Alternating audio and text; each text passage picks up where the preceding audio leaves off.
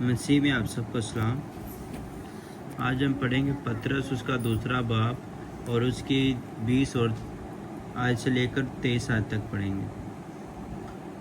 آج دا کلام اپن پتہ چلے گا کہ آپ دنیا کس واسطے بلائے گئے ہیں تے خدا نے اپنے واسطے جڑی قربانی دیتی سے اندر کی مقصد سے۔ ہاں، اگر نیکی کر کے دکھ پاتے اور صبر کرتے ہو تو یہ خدا کے نزدیک پسندیدہ ہے۔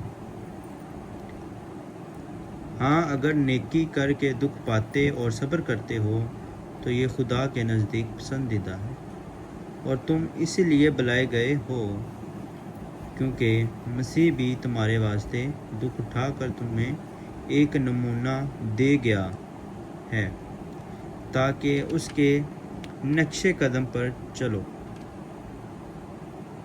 نہ اس نے گناہ کیا، نہ اس کے منہ سے کوئی مکر کی بات نکلی، نہ وہ گالیاں کھا کر گالیاں دیتا، نہ دکھ پا کر کسی کو دھمکاتا تھا، بلکہ اپنے آپ کو سچے انصاف کرنے والے کے سپرد کرتا تھا۔